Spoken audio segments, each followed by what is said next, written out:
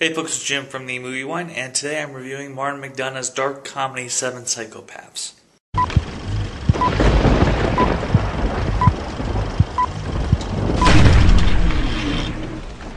Struggling writer Marty, played by Colin Farrell, is having trouble trying to finish his script 7 Psychopaths.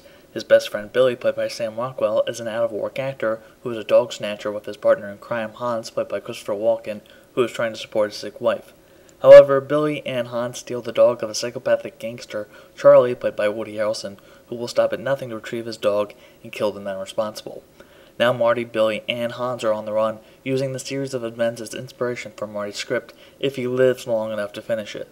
Now, I was really looking forward to 7 Psychopaths. Martin McDonagh wrote and directed the film In Bruges, which I saw a couple of years ago. I believe that was within February of 2008, and I absolutely love that dark comedy and just stayed as one of my favorite films of that year. It was really funny and shockingly moving.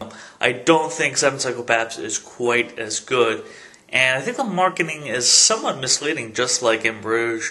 This movie is once again pretty heavy at times, pretty funny, not quite as gut-busting hilarious as In Bruges, but it's still rather enjoyable. I wish I had a better audience to see it with. My friend and I enjoyed the movie, but there might have been only 10 people in the theater, and it was pretty dead in terms of laughs. Regarding the performances that really carry this film, and what a terrific cast it is, you have Colin Farrell, who has the thankless role of playing the straight man while everyone else gets to sort of bounce off him, but he's still rather good, and when he's not trying to become a movie star and is starring in smaller pictures like this, I think Colin Farrell can be pretty damn good, and he is here. You also have Sam Rockwell, who's always great, and he's one of the 7 Psychopaths. He's got great chemistry, he's a lot of fun, and he's got one sequence in which he gives his vision of the end of the script that him and Marty are working on, and it's an absolutely hilarious scene. You also have Christopher Walken, who's just so good in the film. This is probably the most he's had to do in a movie in quite some time, and he's absolutely great. Very funny, but also surprisingly moving. And you have Woody Harrelson, who doesn't make a one-dimensional antagonist gangster, and he's terrific.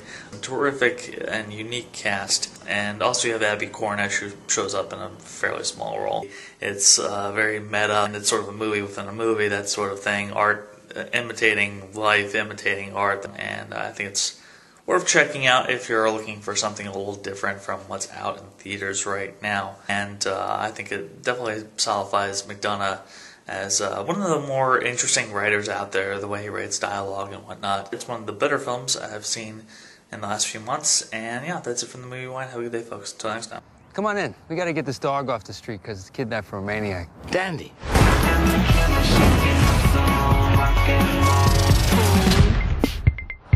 I like it. It's got layers. Yeah. An eye for an eye leaves the whole world blind. No, it doesn't. There'll be one guy left with one eye. How's the last blind guy gonna take out the eye of the last guy left?